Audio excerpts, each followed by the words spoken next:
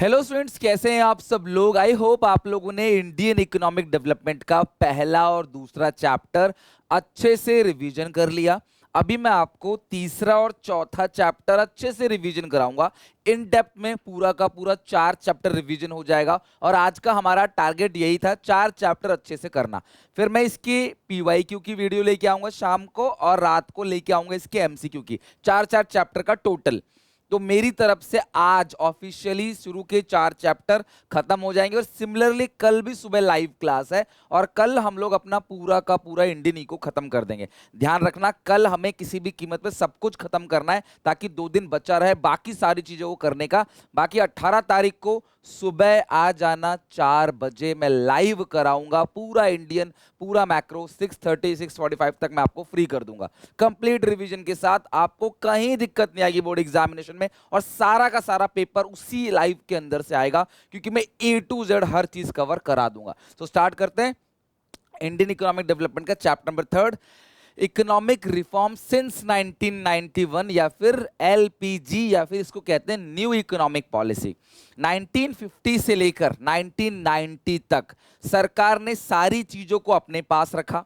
बाहर की कंपनियों को टफ कंपटीशन देना पड़ रहा था या दे रहे थे वो इंडियन डोमेस्टिक मार्केट के जो भी प्रोड्यूसर्स थे, तो उनको प्रोटेक्ट करने के लिए टैरिफ लगाया, कोटा लगाया और चाहते थे कि भैया आप बाहर से इंपोर्ट मत करो, देश के अंदर से सामान खरीदो। लेकिन 1991 आते आते हमारी देश की जो हालात थी, कंडीशन थी, बहुत बुरे हो गए थे। ऐसी सिचुएशन आ गई थी, इन्फ्लेशन इतना बढ़ गया था, कर्जा इतना हमारे ऊपर हो गया था, जिसकी वजह से हमारी सरकार को रिफॉर्म्स लाना पड़ा। इकोनॉमिक रिफॉर्म्स 1991, पाकिस्तान हमसे पहले ला चुका था रिफॉर्म्स, चाइना भी हमसे पहले रिफॉर्म्स लेके आ चुका था, हम सबसे लेट थे। लेकिन ये बहुत बड़ा डिसीजन था। हर कंट्री का डेमोग्राफिक अलग अलग है, पॉपुलेशन, माइंडसेट, इनकम और ऑक्यूपेशन सबका अलग अलग है। तो ये बहुत बड़ा डिसीजन था और इसका क्रेडिट जाता है डॉक्टर मनमोहन सिंह और पीवी नरसिम्हा राव को, जिनकी हेल्प से इकोनॉमिक रिफॉर्म्स को लाया गया। ध्यान रखना, पीवी नरसिम्हा राव उस टाइम के प्राइम मिनिस्टर थे और डॉक्टर मनमोहन सिंह उस टाइम के थे फाइनेंस मिनिस्टर, और इन दोनों की सहमति से आया रिफॉर्म्स 1991 का जुलाई में, जिसने पूरे इंडिया के हालात को बदल दिया। आज अगर काफी हद तक चीजें सही है तो वो इन्हीं की देन है। इकोनॉमिक रिफॉर्म स्टार्टेड, लाया कब क्लास, 24 जुलाई 1991 से स्टार्ट किया गया। Prime minister PV Narasimha Rao और finance minister doctor Manmohan Singh, जो कि हमारे एक्स प्राइम मिनिस्टर भी रह चुके हैं। 3 कंपोनेंट थे रिफॉर्म्स के अंदर। LPG, कोई जल्दीबाजी नहीं करेंगे, आराम से दोनों चैप्टर को कवर करेंगे विद इन 1 आवर। बड़े प्यार से हम इन दोनों चैप्टर खत्म कर देंगे, तो आराम से बैठ के सुनते रहो, ठीक है। 3 कंपोनेंट थे, लिबरलाइजेशन, प्राइवेटाइजेशन, ग्लोबलाइजेशन।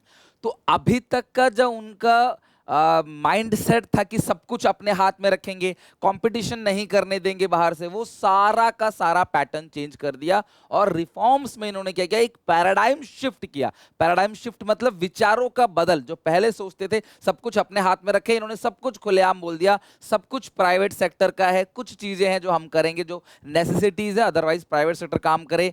बाहर से इकोनॉमी को ओपन कर दिया, कंपनीज को फ्रीडम दे दी, टैक्सेस बहुत कम कर दिए गया और अपनी इकोनॉमी को वर्ल्ड इकोनॉमी के साथ जोड़ दिया गया। यानी कि इकोनॉमी टू इकोनॉमी पूरे वर्ल्ड में, पूरा वर्ल्ड मतलब एक ही है। अगर आपको आज यूएस से सामान मंगाना है, यूरोप से सामान मंगाना है, तो आप आराम से मंगा सकते हो। इजराइल से कितना, ईरान से कितना क्रूड ऑयल हमारे पास आता है, सऊदी से कितना क्रूड ऑयल हमारे पास आता है।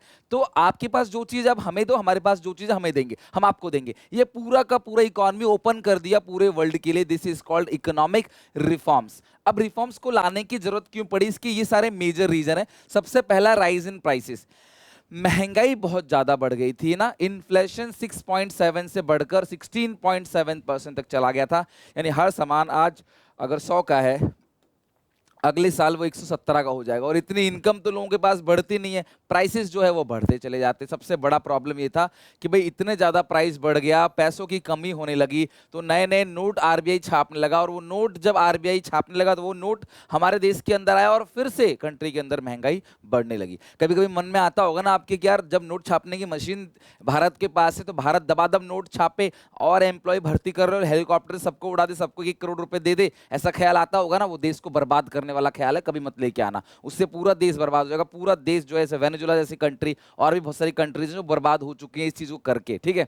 अगला है राइज इन फिस्कल डेफिसिट, हमारे ऊपर कर्जा बहुत ज्यादा बनने लगा। हमारे ऊपर इतना कर्जा था 1991 तक कि हमारा जो इंटरेस्ट लायबिलिटी था वो 36.4% टोटल एक्सपेंडिचर। अगर देश के पीछे 100 रुपए खर्च हो रहा है ना, तो 100 में से 36 रुपए तो सिर्फ ब्याज भर रहे हैं। आप सोचो ना, 36% सिर्फ इंटरेस्ट भर रहे हैं, बाकी पैसा जो है लगभग 64 रुपीज जो है या 63.6 रुपीज जो है वो देश के पीछे लग रहा है। इतना तो हम ब्याज ही भर रहे हैं, इतना कर्जा था हमारे ऊपर। पब्लिक सेक्टर कंपनी ने लगभग 40 साल चीजों को अपने हाथ में रखा, 1951 से लेकर 1990 तक, और फिर भी उन्होंने कुछ खास परफॉर्मेंस नहीं किया। कंपनियां घाटे में जा रही थी और वेलफेयर भी नहीं हो रहा था। Deficit in balance of payment, हमारा जो बैलेंस ऑफ पेमेंट है वो घाटे में था। हमारे एक्सपोर्ट्स कम थे और इंपोर्ट ज्यादा। इतना इंपोर्ट कर रहे थे कि हमारी जो फॉरेन एक्सचेंज रिजर्व है ना, वो भी आरबीआई के पास जो भंडार रहता है वो भी खत्म होने लगा। Fall in foreign exchange reserve. India's foreign exchange reserve fell too low in 1990-1991. It was insufficient to pay an import bill for 2 weeks. 2 हफ्ते का import bill पे करने का भी पैसा नहीं। जैसे अभी आपको पता चल रहा है यूएस घुस गया है, रशिया घुस गया है, सऊदी में भी जो यूएई है उनके ऊपर भी अटैक चल रहा है ईरान का। तो ये जो लफड़ा चल रहा है ना, इससे क्या क्रूड ऑयल जो है हमारे पास आना बंद हो जाएगा या बहुत सप्लाई कम हो जाएगा, प्राइस बढ़ जाएगा, तो हमारे पास ना तुरंत शॉर्टेज नहीं होगा। राइट, लड़ाई तो चल रही है कब से, लेकिन क्रूड ऑयल तुरंत शॉर्टेज नहीं होगा क्योंकि हमारे पास एक रिजर्व है ऑलरेडी। क्रूड ऑयल का 15 दिन 20 दिन का रिजर्व रहता है। वो जब खत्म होने लगेगा तब आएगा क्राइसिस, तब चीजें महंगी होगी, तब ट्रांसपोर्टेशन ठप होगा। राइट, तो ये रीजन था कि हमारे पास 2 हफ्ते का बिल पे करने का भी पैसा नहीं था। तब चंद्रशेखर की सरकार ने गोल्ड को बेचा था, सेल किया था gold to meet import liability. So government had to think about the policy of liberalisation. तब सरकार को फाइनली सोचना पड़ा देश चलेगा कैसे, अब हमें क्या करना है, लिबरलाइजेशन लेके आना है, तब जाके इकोनॉमिक रिफॉर्म्स लेके आए। The new economic policy can be classified in 2 kind of measures. Economic policy जो आई एलपीजी, वो 2 मेजर्स थे। पहला है स्टेबलाइजेशन मेजर। ध्यान रखना, स्टेबलाइजेशन शॉर्ट टर्म मेजर्स है जो बैलेंस ऑफ पेमेंट पे फोकस करता है कि अगर बैलेंस ऑफ पेमेंट वीक है तो उसको स्ट्रांग कैसे किया जाए, और कंट्रोल करता है इन्फ्लेशन को, प्राइसेस को कंट्रोल में रख के, उसको बोलते हैं स्टेबलाइजेशन मेजर। ध्यान रखना, stabilisation, S for stabilisation, S for short term.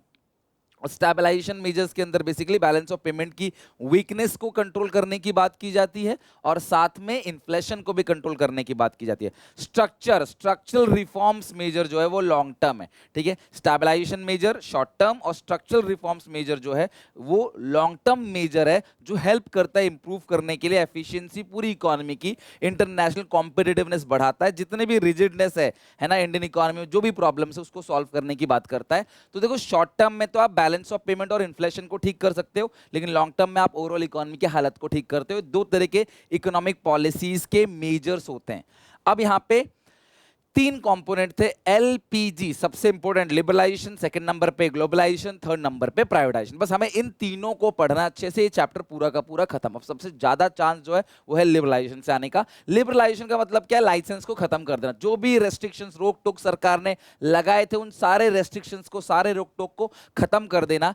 जैसे कोई भी रिक्वायरमेंट नहीं है लाइसेंस की, 5 इंडस्ट्रीज में घुसोगे तो ही आपको लाइसेंस चाहिए, नहीं तो लाइसेंस नहीं चाहिए, आप अपना करो बिजनेस। लाइसेंस राज होता था पहले, लाइसेंस के नाम पे लूट मचाते थे, पैसे लेते थे, घूस लेते थे कि लाइसेंस नहीं देंगे, वो सब खत्म कर दिया। कोई रोक टोक नहीं है बिजनेस एक्टिविटी को बढ़ाने में, अपने बिजनेस के स्केल को बढ़ाने में। आप अपने प्राइसिंग खुद डिसाइड कर सकते हो, टैक्स रेट्स को कम कर दिया, अननेसेसरी कंट्रोल हटा दिया, और जो इंपोर्ट एक्सपोर्ट का प्रोसेस है वो बिल्कुल सिंपल कर दिया। अब लिबरलाइजेशन का अलग अलग सेक्टर में इंपैक्ट क्या पड़ा, जब लाइसेंस खत्म कर दिया और चीजों को इजी कर दिया, अपने प्राइसेस को खुद डिसाइड कर सकते हो, तो उसका इंपैक्ट क्या पड़ा इंडस्ट्रियल सेक्टर के अंदर। सबसे पहला इंडस्ट्रीज पे क्या इंपैक्ट पड़ा, सबसे पहला इंडस्ट्रियल लाइसेंसिंग खत्म हो गया। शुरू में 18 इंडस्ट्रीज को लाइसेंस की जरूरत थी, बाद में से घटा के 5 कर दिया। Liquor, cigarette, defence equipment, industrial explosive और डेंजरस केमिकल, ये सब चीजें बहुत खतरनाक है यार, इन चीजों को बनाते हो तो लाइसेंस चाहिए। इनके अलावा आप कोई बिजनेस करते हो तो आपको लाइसेंस की कोई जरूरत नहीं है। सरकार का जो रोल है वो कम कर दिया। पहले सरकार 17 इंडस्ट्री अपने पास रखती थी, फिर बाद में 3 इंडस्ट्री अपने पास रखने लगी, एटॉमिक एनर्जी, रेलवेज और डिफेंस इक्विपमेंट। ये 3 चीजें जो है वो काफी क्रूशियल आइटम है, यहां पे कोई भी एंट्री नहीं कर सकता। सरकार ने बोला ये 3 चीज हम करेंगे, बाकी सारा काम आप करो ना, कोई प्रॉब्लम नहीं, ये 3 चीज हम बनाएंगे। डी रिजर्वेशन, स्मॉल स्केल, छोटी छोटी कंपनीज के लिए कुछ प्रोडक्ट को रिजर्व कर दिया था, हमने पढ़ा था ना। उसको डी रिजर्व कर दिया, और जो लिमिट थी वो भी जो है वो बढ़ा दिया 1 करोड़ तक। 2016 की डेटा की बात करें तो ये 1 करोड़ तक बढ़ा दिया। पहले 5 लाख की लिमिट थी 1950 में, फिर इसको बढ़ाकर 1 करोड़ कर दिया कि अगर जो 1 करोड़ तक का प्लांट और मशीनरी पे इन्वेस्ट करती है कंपनी, वो स्मॉल स्केल इंडस्ट्री का दर्जा उनको दिया जाएगा।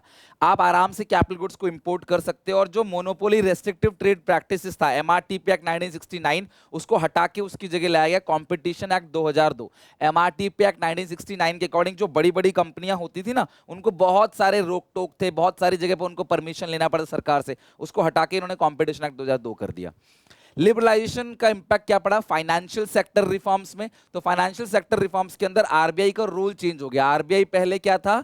रेगुलेटर था, ठीक है, बाद में इसे कर दिया फैसिलिटेटर। रेगुलेटर से हटा के उसको फैसिलिटेटर कर दिया। आरबीआई बैंकों की हेल्प करने लगा, उनको ग्रो करने में। पहले उन पे नजर रखता था, लेकिन अब उनकी मदद भी करता है।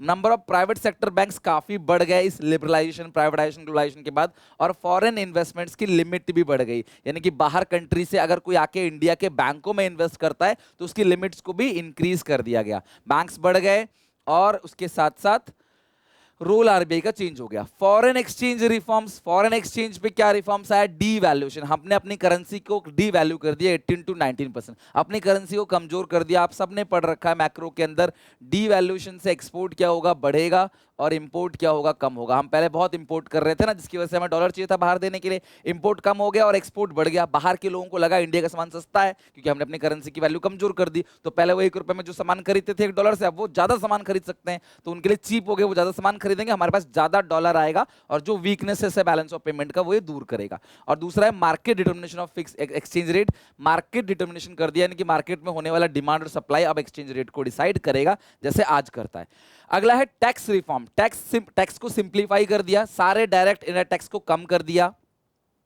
इनडायरेक्ट टैक्स का और डायरेक्ट टैक्स का रैशनलाइजेशन कर दिया, और टैक्स प्रोसेस को आसान बना दिया। आप आराम से अपना टैक्स खुद भी जमा कर सकते हो। आज हमारी कंट्री में सेल्फ इवैल्यूएशन प्रोसेस है, यानी आप सेल्फ असेसमेंट करते हो अपने टैक्स का। जो भी आपकी इनकम आती है आप सरकार को बता दो, अपने खर्चे बता दो, जो बैलेंस है आप सरकार को टैक्स पे कर दो। आज सरकार कुछ नहीं पूछेगी आपसे, लेकिन हाँ, कभी स्क्रूटनी में गलत पकड़ा गया तो फिर दिक्कत आएगी, फाइन, पेनल्टी, इंटरेस्ट लिया जाएगा, इवन जेल का प्रोविजन भी है। Impact of liberalisation on trade और इन्वेस्टमेंट पॉलिसी। लिबरलाइजेशन का ट्रेड और इन्वेस्टमेंट पॉलिसी पे क्या इंपैक्ट पड़ा? सबसे पहला, जो भी क्वांटिटेटिव रेस्ट्रिक्शंस थे वो हटा दिया गया। एक्सपोर्ट की ड्यूटीज को फ्री कर दिया, एक्सपोर्ट को एग्जैम्प्ट कर दिया। एग्जैम्प्ट मतलब बिल्कुल माफ। अगर मैं 100 रुपए का सामान विदेश में बेचूंगा तो सरकार मेरे को 1 रुपए भी टैक्स नहीं लेगी। सरकार बोलेगी आपसे 1 रुपए भी टैक्स नहीं लेंगे इसका, आप विदेश में बेचो ना, कोई प्रॉब्लम नहीं है। एक्सपोर्ट को सरकार ने बहुत प्रमोट किया है। Till the date export is free from any tax. Export जो है वो एग्जैम्प्ट है। अगर आप बाहर बेचोगे, किसी को सामान बेचोगे, सर्विस दे रहे हो, वहां से जो पैसा आएगा सरकार आपसे उस पे 1% का भी जीएसटी तक नहीं लेती। एक्सपोर्ट ऑफ सर्विसेज पे सरकार कहती है माफ है यार, बाहर से कमा रहे हो कोई बात नहीं, देश से कमा रहे हो आपको देना पड़ेगा, बाहर से कमा रहे हो तो आपको माफ। तो एक्सपोर्ट ड्यूटी को सरकार ने क्या कर दिया? बिल्कुल फ्री कर दिया, ताकि आप आराम से बाहर के लोगों को सामान सस्ता मिले। अगर ये सरकार टैक्स लेती 100 का 50, तो ये बाहर वालों को 150 का मिलता, बाहर वाले खरीदते नहीं, डॉलर आता नहीं। तो डॉलर लाना चाहते थे, सरकार ने एक्सपोर्ट को कर दिया एग्जैप्ट। हालांकि इंपोर्ट पे टैक्स लगता है, लेकिन वो भी बहुत कम कर दिया गया। और एक्सपोर्ट इंपोर्ट की जो लाइसेंसिंग प्रोसेस है उसको भी सिंपल कर दिया, आप आराम से लाइसेंस ले सकते हो। इतना ही नहीं, जो बंदा एक्सपोर्ट करता है सरकार उनको काफी अच्छी फैसिलिटीज देती है, उनको सस्ते रेट पे लोन भी देती है, उनको प्रमोट करते हैं, क्योंकि आप एक्सपोर्ट का काम कर रहे हो ना, विदेश में सामान बेच रहे हो, अच्छा काम कर रहे हो, सरकार आपको हेल्प करती है। Second is privatisation. सरकारी कंपनी को पूरा का पूरा उठा के प्राइवेट कंपनी को दे दिया, या सरकारी कंपनी के कुछ शेयर्स को प्राइवेट कंपनी के हवाले कर दिया। That is called privatisation. So privatisation means giving greater role to the private sector and reducing the role of public sector. Public sector का रोल कम कर दिया और प्राइवेट सेक्टर के रोल को बढ़ा दिया, उसको बोलते हैं privatisation. So privatisation can be done in 2 ways. पहला, आप ओनरशिप और प्रॉपर्टी और मैनेजमेंट सब कुछ ट्रांसफर कर दो, और दूसरा आप अपनी कंपनी के कुछ शेयर्स को बेच दो। Privatisation of the public sector undertaking, PSU बोलते हैं, पब्लिक सेक्टर अंडरटेकिंग, यानी कंपनी चल रही है और कंपनी चलते हुए कंपनी के कुछ शेयर्स को किसी को बेच दिया, जिसको बोलते हैं डिसइन्वेस्टमेंट। लाइक अगर सरकार के पास steel authority of India limited के 55% शेयर है, उसने 2% शेयर किसी को बेच दिया, दिस इज कॉल्ड डिसइन्वेस्टमेंट, और वो भी प्राइवेटाइजेशन का पार्ट है। Central public sector enterprise in India, CPSE, company जिसमें सरकार का शेयर 51% या उससे ज्यादा होता है उसको बोलते हैं सेंट्रल पब्लिक सेक्टर एंटरप्राइजेस, जिसकी 3 कैटेगरी है, महारत्न, नवरत्न, मिनी रत्न। महारत्न में 11 कंपनीज है, नवरत्न में 13, मिनी रत्न में 73 कंपनीज है। तो महारत्न के अंदर power finance corporation, IOCL, SAIL, BEL, GAIL, ONGC, BPCL, HPCL, NTPC, CIL, power grid corporation limited, ये सारी चीजें आती है। महारत्न सबसे बड़ी कंपनी महारत्न आती है, टैग दिया जाता है अकॉर्डिंग टू आपका प्रॉफिट, अकॉर्डिंग टू आपकी कैपिटल, उसके अकॉर्डिंग। नवरत्न कंपनी में 13 कंपनी है, पावर फाइनेंस कॉर्पोरेशन जो है वो नहीं है, वो ऊपर चला गया है। और महारत्न, मिनी रत्न के अंदर 73 company, like airport authority of India limited हो गया, आईआरसीटीसी हो गया, ये सब मिनी रत्न के अंदर आ जाती हैं। ठीक है, नेक्स्ट, ग्लोबलाइजेशन। अपनी इकोनॉमी को वर्ल्ड इकोनॉमी के साथ जोड़ना ही क्या कहलाता है? Globalisation. Globalisation means integrating our economy with world economy. 1991 से पहले इंडिया को बहुत सारी स्ट्रिक्ट पॉलिसी को फॉलो करना पड़ता था ताकि वो वॉल्यूम ऑफ इंपोर्ट को कम कर सके, टैक्सेस को बढ़ा सके, लेकिन फिर बाद में उन्होंने सारी चीजों को हटा दिया। ग्लोबलाइजेशन में जितने भी बैरियर, रुकावट थे कि बाहर कंट्री के ऊपर सैंक्शन लगा रखे थे, रुकावट लगा रखे थे, tariff barrier, non tariff barrier लगा रखे थे, वो सारे बैरियर सरकार ने हटा दिया। बोला आओ हमने कंपटीशन करो, है ना, हमारे पास अगर कोई चीज है आओ हमारे देश में वो चीज आके बेचो, अगर तुम अच्छा बेचोगे तुम्हारा माल बिकेगा, हमारे देश के लोग अच्छा बेचेंगे हमारा माल बिकेगा। तो ग्लोबलाइजेशन को प्रमोट किया। कैसे प्रमोट किया? सबसे पहला, increase in limit of foreign investment. Foreign investments की लिमिट को बढ़ा दिया। बाहर कंट्री के लोग 40% तक इन्वेस्टमेंट कर सकते थे, बाद में बढ़ा के 51% तक कर दिया। किसी किसी सेक्टर में 100% तक आप इन्वेस्टमेंट कर सकते हो। जो फेरा एक्ट था, फॉरेन एक्सचेंज रेगुलेशन एक्ट, उसको बदलकर इन्होंने फेमा कर दिया, foreign exchange management act.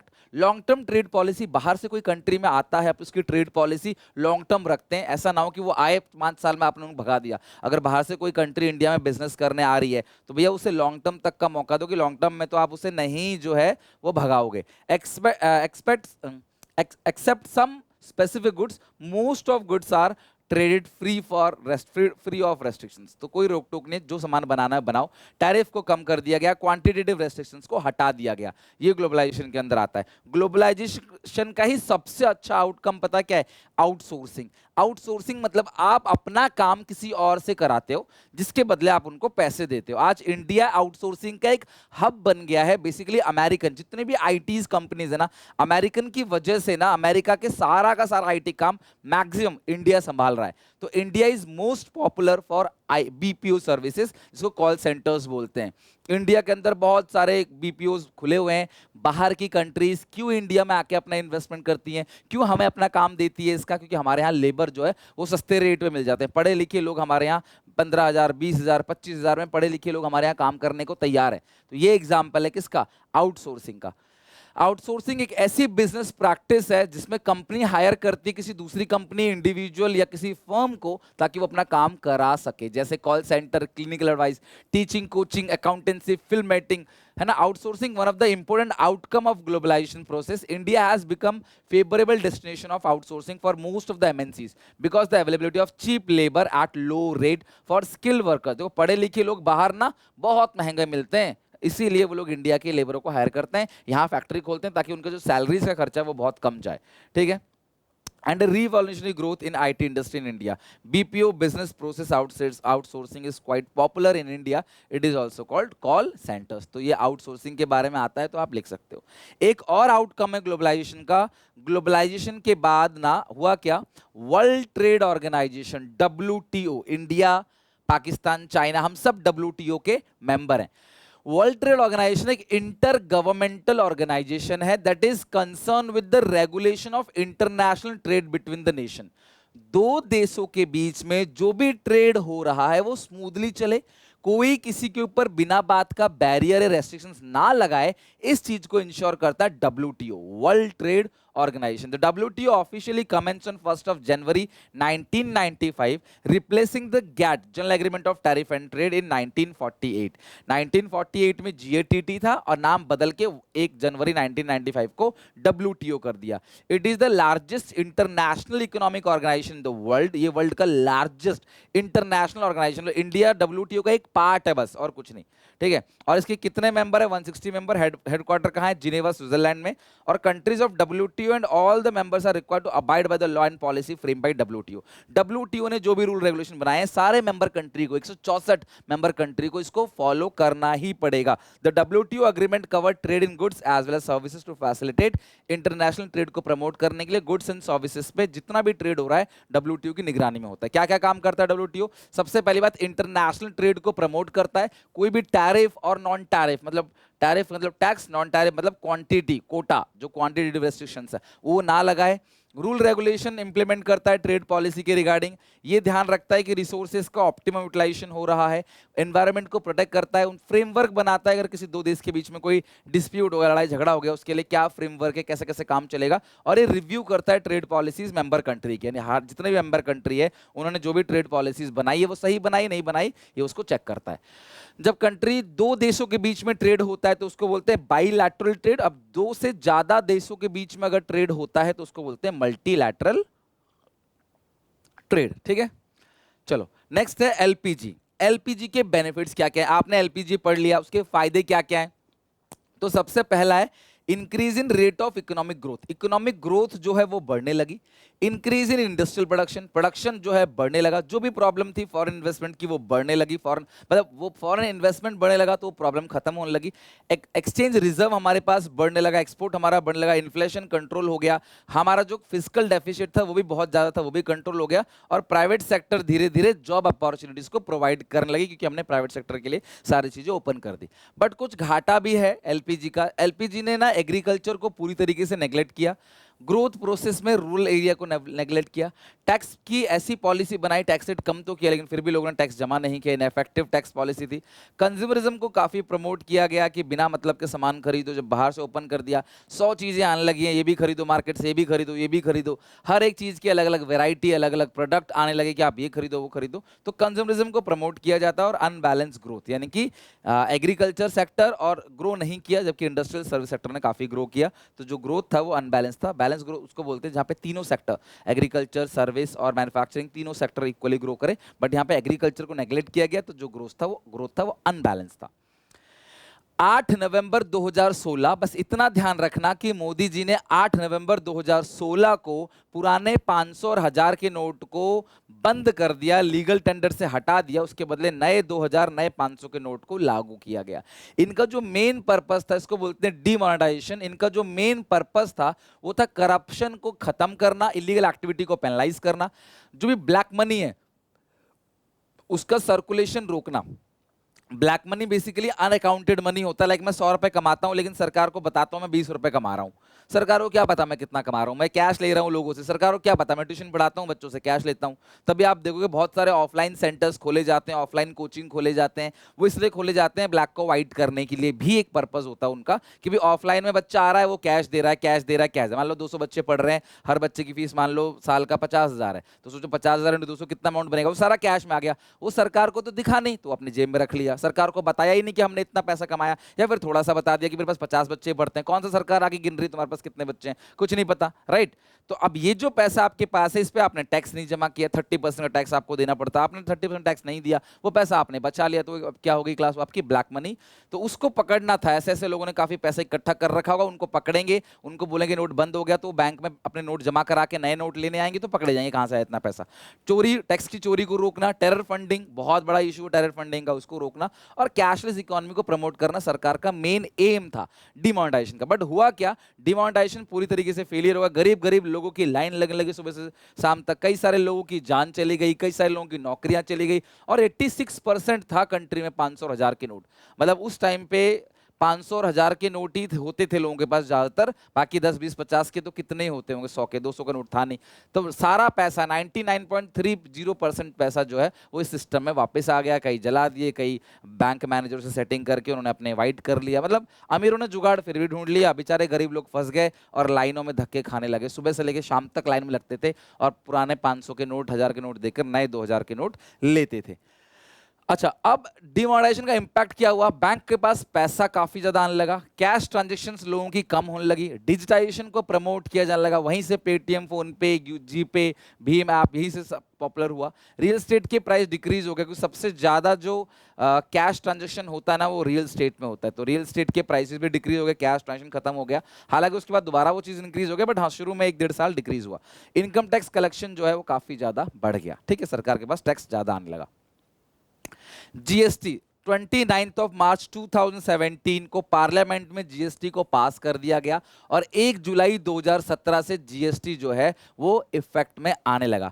GST जितने भी इनडायरेक्ट टैक्सेस थे अलग अलग नाम पे लगाए जाते थे, चाहे वो वैट हो, चाहे वो सेल्स टैक्स हो, सेंट्रल सेल्स टैक्स हो, ऑक्ट्रोई हो, बहुत छोटे मोटे टैक्सेस लगाए जाते थे, उन सारे टैक्सेस को मर्ज करके एक ही टैक्स बना दिया गया, वन नेशन वन टैक्स के लिए, दैट इज कॉल्ड जीएसटी। सारे इनडायरेक्ट टैक्सेस को सब सम कर दिया, मतलब मेजर कुछ चीजें रह गई, जैसे इंपोर्ट ड्यूटी को नहीं कवर किया, उससे ज्यादा पैसा लेना होता है इसलिए कवर नहीं किया उसको, पेट्रोलियम को कवर नहीं किया, है ना, तो ये सारा का सारा आता है जीएसटी के अंदर, वन नेशन वन टैक्स के अंदर। जीएसटी के अलग अलग रेट होते हैं और ये टाइम टाइम चेंज होते रहते हैं, जो नेसेसिटीज होती है खाने पीने की चीजों पे 5% लेते हैं, एवरेज प्रोडक्ट पे 12 से 18, डीमेरिट गुड्स महंगी गाड़ी, लग्जरियस गाड़ी, एसी, इन सब पे 28%, जो बेसिकली लग्जरियस गुड्स हैं जो इन्वायरमेंट पे गलत इंपैक्ट डालते हैं, और जो कुछ नेसेसरी कमोडिटीज है, बुक्स वगैरह हो गया, अनाज वगैरह हो गया, उस पर 0%, उस पर सरकार जीएसटी नहीं लेती है।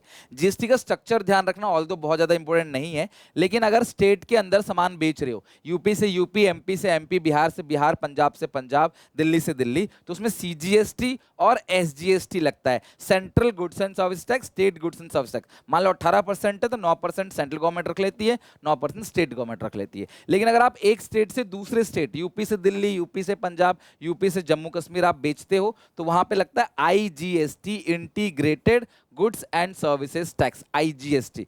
और अगर आप यूनियन टेरिटरी के अंदर सेल करते हो तो उसमें भी सीजीएसटी, ये एक ही साथ लगेगा 18% इंटीग्रेटेड। अब सरकार डिसाइड करेगी कैसे रखेगी। और सीजीएसटी और एसजीएसटी मान लेते हैं, सॉरी सीजीएसटी और UTGST, union territory goods and service tax, और central government central goods and service tax 9% का लगता है जब आप विद इन यूनियन टेरिटरी जो है सामान को बेचते हो। तो ये परसेंटेज है, अलग अलग टाइप का स्ट्रक्चर है जीएसटी का। फीचर क्या है? कॉम्प्रिहेंसिव टैक्स है, सारे टैक्स को मर्ज कर दिया गया, हर स्टेज पे टैक्स लगेगा, जितने भी स्टेज पे सामान बेचोगे हर स्टेज पे टैक्स देना पड़ेगा। वैल्यू एडेड टैक्स है, एग्जांपल मैं कोई 100 रुपए का सामान लेके, 1000 का सामान लेके आया, 100 रुपए टैक्स मैंने दे दिया, फिर मान लो उस सामान को मैंने बेच दिया 2000 का और 200 रुपए टैक्स कलेक्ट कर ले, तो मैं सरकार को 200 में से अपना 100 काट के ही 100 दूंगा। यानी जो वैल्यू एडिशन है, 1000 का सामान 2000 का बिका तो वैल्यू एडिशन 1000 है, तो मुझे उसी 1000 पे 10% का टैक्स देना है, इसको बोलते हैं वैल्यू एडेड टैक्स। पहले भी यही होता है, अभी भी यही होता है कि जो भी आपने खुद सामान खरीदा है, रॉ मटेरियल खरीदा है, उसका जो भी आपने इनपुट टैक्स पे किया है उसका आप एग्जाम्पशन ले लेते हो। मैं छोटा सा एग्जांपल अपना खुद का देता हूं,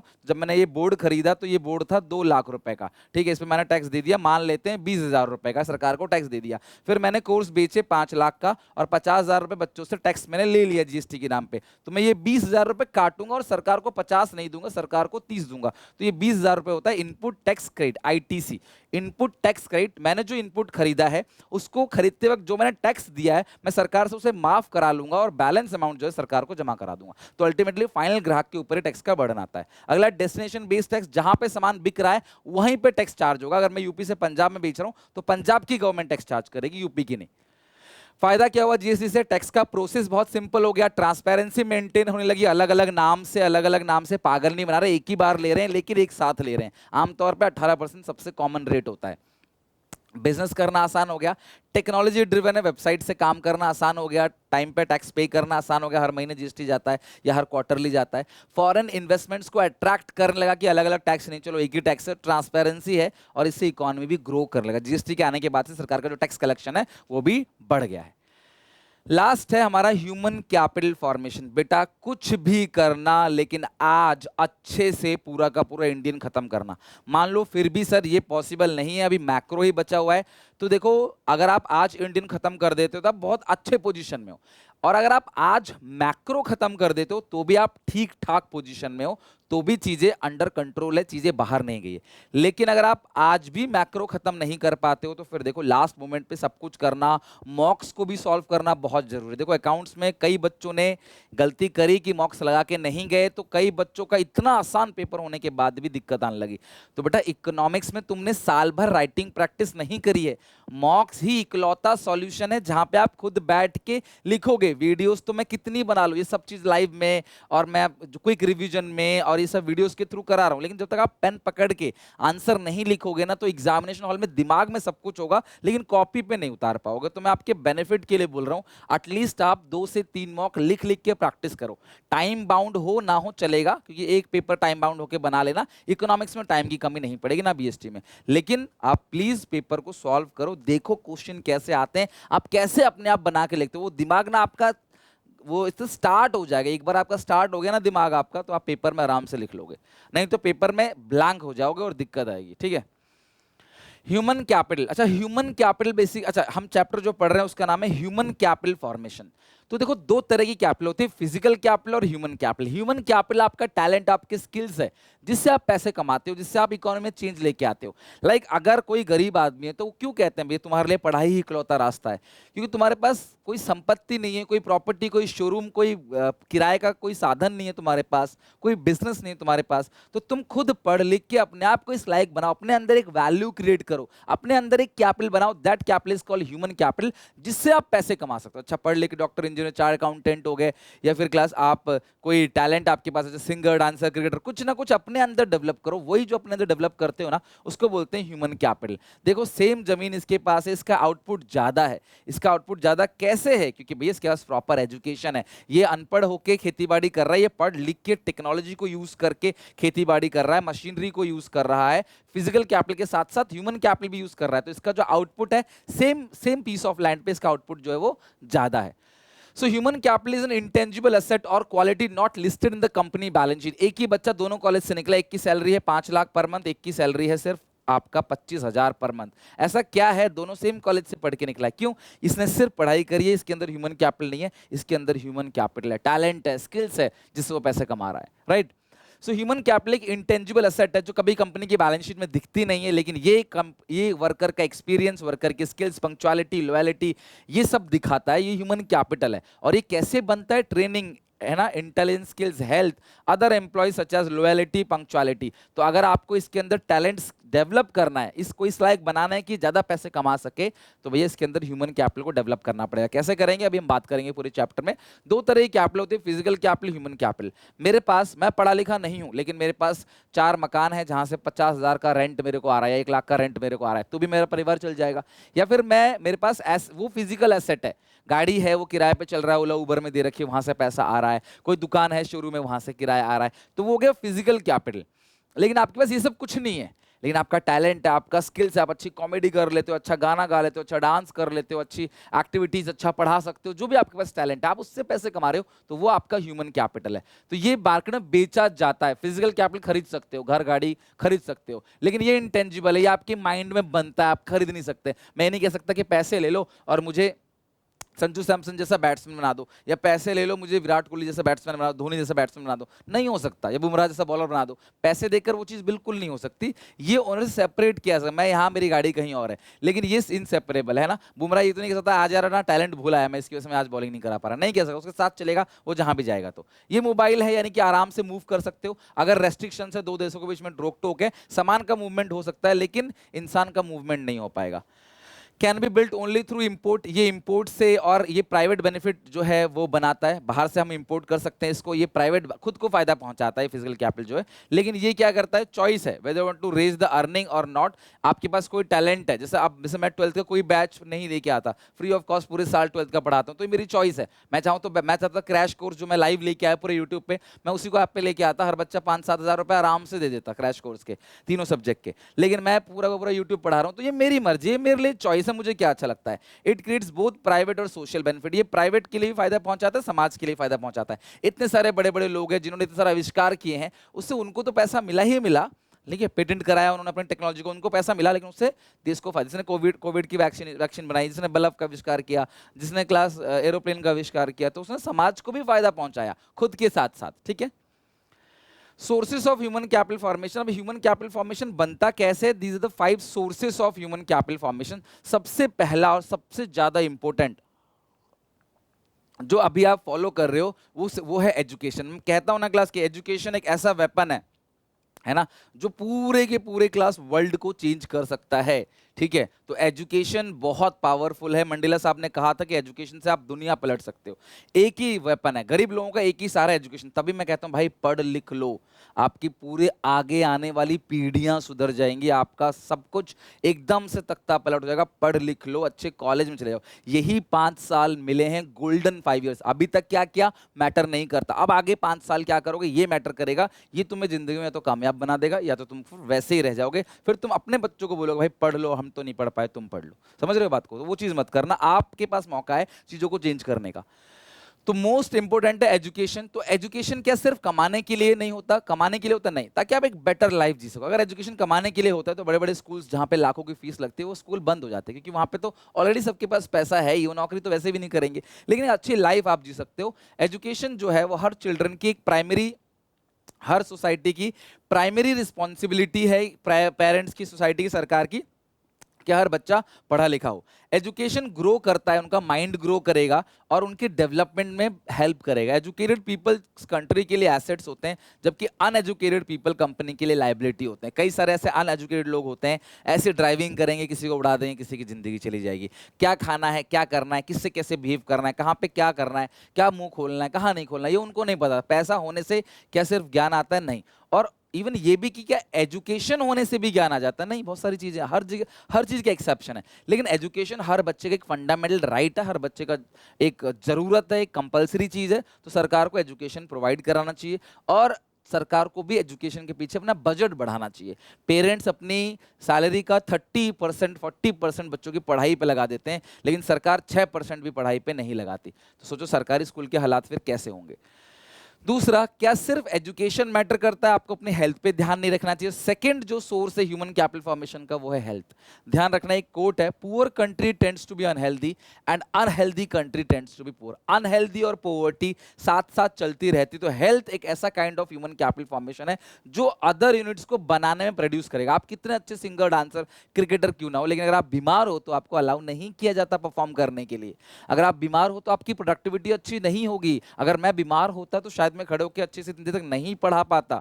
समझ रहे हो? Worker is not well will certainly affect the productivity. जो वर्कर जो है वो सही नहीं है, बीमार है, तो वो सर्टेनली अफेक्ट करेगा प्रोडक्टिविटी को। Various form of health infrastructure, सरकार को काफी सारे हेल्थ इंफ्रास्ट्रक्चर कराना चाहिए। स्वच्छ साफ पानी लोगों को देना चाहिए, प्रिवेंटिव क्यूरेटिव मेडिसिन देना चाहिए, सोशल मेडिसिन देना चाहिए, और सरकार को एक्सपेंडिचर करना चाहिए ज्यादा से ज्यादा हेल्थ के ऊपर। सरकारी हॉस्पिटल का हालात आप जानती हो क्या है।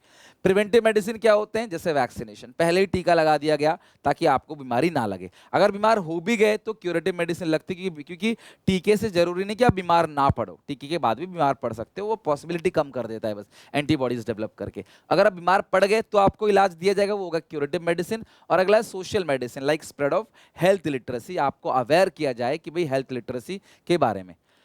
ऑन द जॉब ट्रेनिंग, तीसरा है on the job training. Health हो गया, एजुकेशन हो गया, तीसरा है on the job training. Worker को ट्रेनिंग दी जाए। अगर आप उसको ट्रेनिंग दोगे नहीं तो उससे अच्छा एक्सपेक्ट कैसे करोगे? तो वर्कर आप अच्छे से काम तभी करेगा, ट्रेंड एम्प्लॉय अच्छे से परफॉर्म तभी करेगा जब उसको ट्रेनिंग दोगे। तो तीसरा हो गया ऑन द जॉब ट्रेनिंग। चौथा हो गया माइग्रेशन। अगर आपको लग रहा है आपके गांव में, शहर में आपको पॉसिबिलिटी नहीं है, अपॉर्चुनिटी नहीं है आपके लिए, तो आप कहीं भी शिफ्ट कर सकते हो, ये ऑप्शन भी आपके पास है। और बहुत सारे doctor, chart accountant, scientist, engineer, है ना, यहाँ से छोड़कर बाहर विदेश में चले जाते हैं। बहुत सारे साइंटिस्ट जो इसरो में नहीं काम करके नासा में काम करने चले जाते हैं, क्योंकि उनको ज़्यादा पैसे वहाँ से मिलते हैं, ज़्यादा अपॉर्चुनिटी, उनकी उनकी कद्र है वहाँ पे, उनकी वैल्यू है वहाँ पे, उनको अच्छा पैसा मिलता है। तो उसको बोलते हैं ब्रेन ड्रेन। क्या बोलते हैं? Brain drain. उसी तरीके से गांव से भी कई सारे लोग अपने गांव को छोड़ के माइग्रेट करके शहर में आ जाते हैं। लेकिन जब भी आप माइग्रेशन करते हो, बुरी बात नहीं है, कर सकते हो, तो आपने देखना है कि ट्रांसपोर्ट का खर्चा कितना है और कॉस्ट ऑफ लिविंग का खर्चा कितना है। अब गाँव में खर्चा कम आता है, किराया नहीं है, खर्चा कम है, शहर में बहुत अलग अलग खर्चे होते हैं। तो आपने उसको क्या करना है, मतलब कि कैलकुलेट करना है। साथ में एक साइक कॉस्ट भी होता है। ठीक है, इसका मतलब क्या है कि मेंटल स्ट्रेस, शहर में रहोगे तो स्ट्रेस आएगा, क्वालिटी ऑफ लाइफ हैम्पर होगी। गांव में खुशी से रहोगे जितने टाइम भी रहोगे। ठीक है, तो वो कॉस्ट भी आपको चेक करना है। अपना देश छोड़ के जाते रहो पर अपने देश की बहुत याद आएगी, तो आप वो भी तो सेक्रीफाइस करोगे ना कहीं ना कहीं। समझ रहे हो बात को? भले ही पैसा ज्यादा मिल रहा है बाहर। अगला एक्सपेंडिचर और इन्फॉर्मेशन। आप सब लोग इन्फॉर्मेशन को गैदर करने के लिए बहुत खर्चा करते हो, वो भी करना चाहिए, ह्यूमन कैपिटल फॉर्मेशन का वो भी पार्ट है। इन्फॉर्मेशन को गैदर करने में अच्छा स्कूल, अच्छी यूनिवर्सिटी कौन सी, कहाँ पे अच्छी जॉब अपॉर्चुनिटी है, उसको अक्वायर करने के लिए खर्चा करना चाहिए। Expenditure is incurred to acquire information कि जॉब मार्केट कहाँ कहाँ पे है, कौन सी जॉब मार्केट अच्छी है, एजुकेशन इंस्टीट्यूशन कौन कौन से हैं, कौन कौन से ट्रेनिंग सेंटर है। People can get information about various types of job, salary in market, training institute, education institution etcetera. It enable the people to use their potential in a better organisation, ताकि आप अपना potential को अच्छी जगह पे लगाओ। Accordingly expenditure और information जो है वो अनदर डिटर्मिनेशन है ह्यूमन कैपिटल फॉर्मेशन का। तो ये 5 के 5 पॉइंट ध्यान रखना। रेगुलेटरी अथॉरिटी क्या क्या है एजुकेशन के अंदर? NCERT, national council of educational research and training, UGC, university grants commission, AICT, all India council for technical education, NTA, national testing agency. Regulatory authority health का क्या क्या है? MCI, medical council of India, और Indian council of medical research. ये ध्यान रखना, Indian council of medical research. Done है class यहां तक? अब इंपॉर्टेंस और role of human capital formation. Human capital formation का बेनिफिट क्या है, रोल क्या है? तो सबसे पहला रोल है, अगर आपके पास टैलेंट स्किल्स है तो आपकी प्रोडक्टिविटी बढ़ेगी, आप ज्यादा आउटपुट बना सकते हो, फिजिकल कैपिटल की बेटर केयर कर सकते हो। एक अच्छा पायलट हवाई जहाज की अच्छे से केयर कर सकता है, लेकिन दोनों चीज जरूरी है। हवाई जहाज भी अच्छा होना चाहिए तो पायलट कुछ नहीं कर पाएगा, पायलट भी अच्छा होना चाहिए तो हवाई जहाज कुछ नहीं कर पाएगा। फिजिकल कैपिटल और ह्यूमन कैपिटल साथ साथ चलता है, हाँ, लेकिन टैलेंट स्किल्स अगर है तो आप फिजिकल एसेट्स की, फिजिकल कैपिटल की अच्छे से केयर कर पाओगे, उसको बेटर तरीके से यूज कर पाओगे। Bring positive change in work environment. Talent skills अगर रहेगा तो जहां भी आप काम कर रहे हो टूटोगे नहीं, हारोगे नहीं, पॉजिटिव माइंडसेट रहता है ना। जो पढ़े लिखे लोग होते हैं, टैलेंटेड बिजनेसमैन होते हैं ना, उनका माइंडसेट बहुत पॉजिटिव, वो नेगेटिव चीजों को नहीं सोचते, वो ये नहीं सोचते नहीं हो पाएगा, वो सोचते हैं होगा तो क्या फायदा होगा, कैसे कैसे हो सकता है, वो ना सोचते ही नहीं है। अगला है रेज इक्विटी एंड पार्टिसिपेशन, है ना। अभी कंट्री के अंदर कुछ ही लोग हैं जो सारी चीज का बेनिफिट ले पाते हैं, तो इक्विटी और पार्टिसिपेशन बढ़ना चाहिए। यानी कि अगर सब पढ़े लिखे लोग रहेंगे, कुछ ना कुछ पैसे कमाते होंगे, तो हर जगह पार्टिसिपेट कर पाएंगे। Human capital is responsible for economic equality in society by enhancing productive capacities, capacity of the labor force. Human capital formation increase the rate of participation. Higher the rate of participation, greater is the degree of economic and social equality in society. लोग participate करेंगे हर चीज के अंदर, higher rate of equality brings social justice and also development. अगला है inventions. Talent रहेगा, skills रहेगा तो इन्वेंशंस होंगे, आविष्कार होंगे, पुरानी चीज में इनोवेशंस होंगी और नई नई टेक्नोलॉजी आ पाएगी। ये जितनी भी टेक्नोलॉजी ग्रोथ आप देख रहे हो वो किसी ना किसी ने तो मेहनत करके बनाई है ना, तो ये ह्यूमन कैपिटल का फायदा है। आपकी इनकम बढ़ेगी, लिविंग स्टैंडर्ड, सबसे अच्छी बात है। टैलेंट स्किल्स रहेगा, पैसा कमाओगे, तो पैसा तो कमाओगे और आपका जो लिविंग स्टैंडर्ड वो भी बढ़ेगा और पॉपुलेशन ग्रोथ भी होगा। आपको पता है पॉपुलेशन को कंट्रोल करने का एक ही इलाज है, एजुकेशन। बहुत जगह देखा होगा एजुकेटेड लोगों की छोटी फैमिली होती है, अनएजुकेटेड लोगों की बहुत बड़ी फैमिली होती है। इंडिया की बात कर रहा हूँ आमतौर पे, तो देखा होगा अनएजुकेटेड लोग के बच्चे यहाँ वहाँ घूम रहे हैं, वो 4 बच्चे नहीं पाल सकते बट 4 बच्चे पैदा करेंगे। क्यों? क्योंकि पढ़े लिखे नहीं है, उन फैमिली प्लानिंग का पता नहीं है, चैप्टर्स नहीं पढ़े उस चीज के, सोचते नहीं है कि यार क्या होगा, कि अगर वो बच्चा पैदा होगा चलो ठीक है यार पाल लेंगे, खाना पीना खिला देंगे, लेकिन कैसे, किस कॉस्ट पे, वो ये नहीं सोचते। ठीक है। और ये भी देखा गया है कि मेल फीमेल का जो डिफरेंशिएशन है वो भी बहुत ज़्यादा होता है अनएजुकेटेड लोगों के यहाँ पे। तो पढ़े लिखे लोग रहेंगे, जैसे केरला एक हाईली एजुकेटेड स्टेट है, तो वहाँ 1084 फीमेल्स हैं पर 1000 मेल्स। प्रॉब्लम्स क्या है सर, दिक्कत क्या है ह्यूमन कैपिटल फॉर्मेशन में? जब इतनी अच्छी चीजें हैं, दिक्कत ये है हमारी कंट्री फेल है, उसके पास रिसोर्सेज सफिशिएंट नहीं है, ज्यादा पॉपुलेशन है, गरीबी बहुत ज्यादा है, लोग कहाँ से करेंगे? ये गरीब बच्चे जो है वो कहाँ से पढ़ाई करने जाएंगे? आप बोलोगे सर पढ़ाई तो फ्री है, सरकारी स्कूल तो फ्री है, खाना भी मिलता है, लेकिन कमाएगा कौन? तो वो लोग ना कमाने में फोकस करते हैं, सोचते हैं कि यार खेत पे काम करेंगे तो कुछ पैसा मिलेगा, हमारे घर परिवार भी खाएगा, स्कूल जाएंगे तो सिर्फ हम खाएंगे। ठीक है। ब्रेन ड्रेन, बड़े बड़े लोग इंडिया छोड़ के चले जाते हैं, doctor, scientist, engineers. Expense on research and, हमारी कंट्री ना कुछ भी इनोवेटिव नहीं कर पाती। हमारी कंट्री बस धर्म के नाम पे लोगों को बांटना और बेतुकी की बातें करना, इलॉजिकल, आज भी मतलब बोलना नहीं चाहिए, मैं किसी की भावनाओं को हर्ट नहीं करना चाहता, लेकिन बहुत सारे ऐसे बाबा मिलते हैं जो मतलब वो नाच रहा है, पागल हो रहा है, बाबा ने बस मंत्र मार दिया, फूंक दिया और वो ठीक हो गया। यार हाउ इज इट पॉसिबल यार? ऐसे अगर हो सकता तो सोचो कितने लोगों के आए दिन जान जाती है भारत के अंदर, कितने अटैक होते हैं। कुछ बाबा लोग प्रिडिक्ट करते हैं कि ये चीज़ हो जाएगी, ये चीज़ हो जाएगा। प्रिडिक्ट कर सकते तो पुलवामा अटैक को क्यों नहीं प्रिडिक्ट किया? प्रिडिक्ट कर सकते तो वर्ल्ड वॉर 3 जैसे हालात बन चुके हैं पूरे वर्ल्ड में, उसको प्रिडिक्ट क्यों नहीं किया?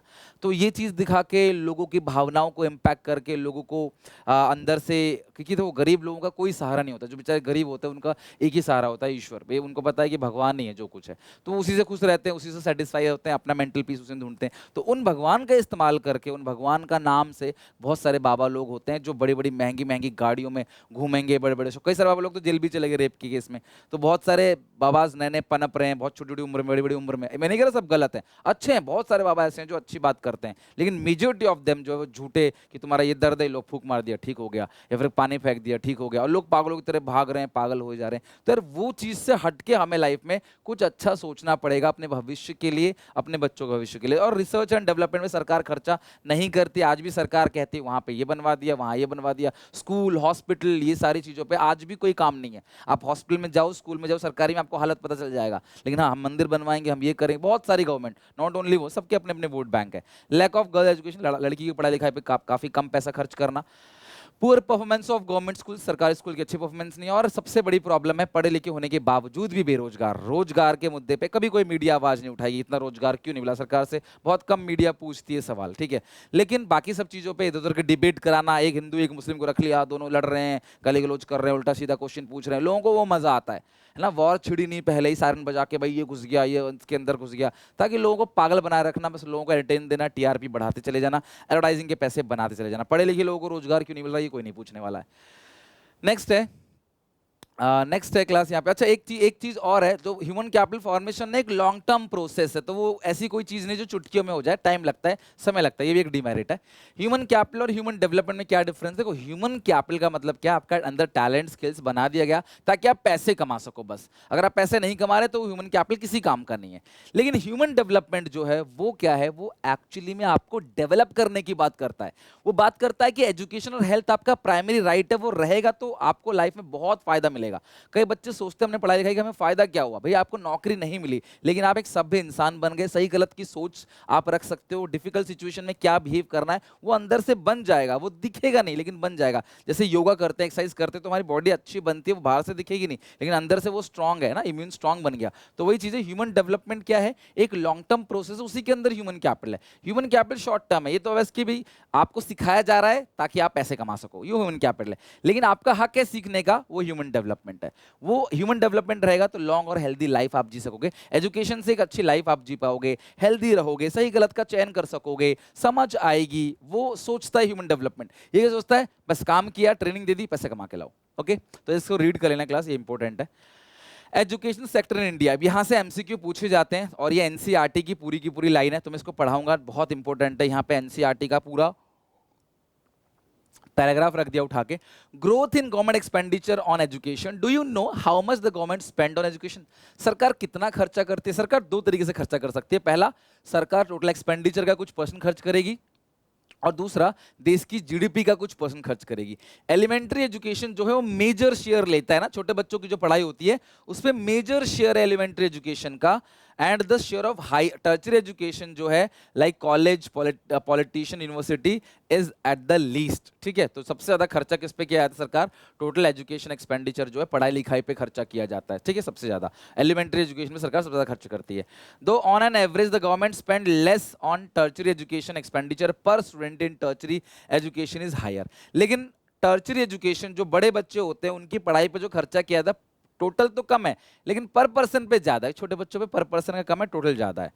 That doesn't mean that financial resources should be transfer from tertiary education to elementary education, इसका ये मतलब बिल्कुल भी नहीं है। We expend school education, we need more teacher, we need more trained higher education institutions, therefore expenditure on all level of education should be increase. सब पे खर्चा हमें बढ़ाना है। देखो यार, सरकारी बहुत सारी रील्स आती हैं, वीडियोस वायरल होती हैं कि सरकारी स्कूल के टीचर आते ही नहीं हैं, आते हैं उन्हें कुछ पढ़ाना नहीं आता, वो अपने जगह किसी और को भेज देते हैं, कैसे जैसे घूस लेके नौकरी ले ली है। और बिहार में तो कितना ऐसा होता है, आपने बहुत सारी रील्स देखी होंगी। तो सरकार को उस पर काम करना चाहिए।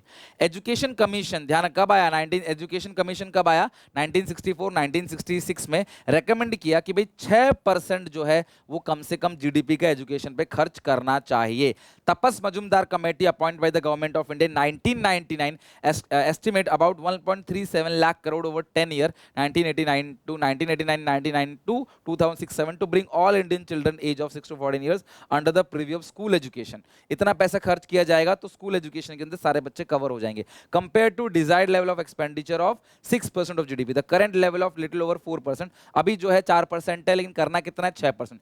In principle, a goal of 6% need to be reached. This has been accepted as a must for the coming years. In 2009, Government of India Right to Education Act लेके आता है. कब लेके आता है ध्यान रखना, Right to Education Act 2009. हर बच्चे का right है. Free and Compulsory Education Act to make free education is a fundamental right for all children in the age group of 6 to 14. Right to Education Act कहता है 6 से लेके 14 साल के बच्चे को पढ़ाई कंपलसरी है, मना नहीं कर सकते, कंपलसरी है, कोई भी बहाना हो उसको देना ही पड़ेगा. और गवर्नमेंट ने स्टार्ट किया 2% सेस चार्ज करना. Education cess, all union taxes, जितने भी यूनियन टैक्सेस हैं, सेंट्रल गवर्नमेंट के टैक्सेस हैं, उसमें 2% टैक्स का 2% आपको देना पड़ेगा. जो सरकार क्या करेगी, एजुकेशन प्रोवाइड कराएगी ऑन एलिमेंट्री एजुकेशन. किस पे 2% किस पे खर्च किया जाएगा, एलिमेंट्री एजुकेशन पे. In addition to this the government sanction large outlay for promotion of higher education को सरकार प्रमोट करती है नई नई लोन स्कीम के साथ. Education for all still a distant dream. आज भी सब पढ़े लिखे नहीं है. भले ही सरकारी स्कूल में लिखा रहता है सब पढ़े सब बड़े, लेकिन आज भी लोग पढ़े लिखे नहीं है.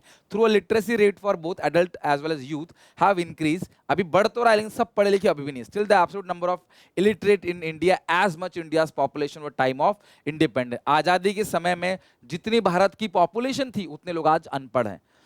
In 1950, when the Constitution of India was passed by the Constituent Assembly, it was noted that the directive principles of the Constitution, ध्यान रखना directive principles लेके आया था 1950 में, should provide free or compulsory education for all children up to age of 14 years within 10 years of the commencement of Constitution. Had we achieved this, we would have 100% literacy by now. तो अभी भी जो है हम सब पढ़े लिखे नहीं हैं. और सर्व शिक्षा अभियान 2001-2 में लाया गया था, ये भी ध्यान रखना. फ्री और कंपलसरी एजुकेशन के लिए राइट टू एजुकेशन एक्ट है. 6 से 14 साल के बच्चों का फंडामेंटल राइट है. फ्री एजुकेशन 2% सेस लगाना है. सरकार काफी खर्च करती है इस पे, लोन स्कीम पे. और सर्व शिक्षा अभियान, ये पक्का आपने सरकारी स्कूल में देखा होगा, सब पढ़े सब बढ़े, इसको बोलते हैं SS है. 2001 या 2002 में लाया गया. यहाँ भी 6 से 14 साल के बच्चों को 2010 तक फ्री और कंपलसरी एजुकेशन दिया जाएगा और सब लिटरेट हो जाएंगे 2010 तक. ये सरकार का मोटो है सर्व शिक्षा अभियान के थ्रू. तो ये 2001-2 में लाया गया था. डेट इज मस्ट, वो याद रखना, ठीक है.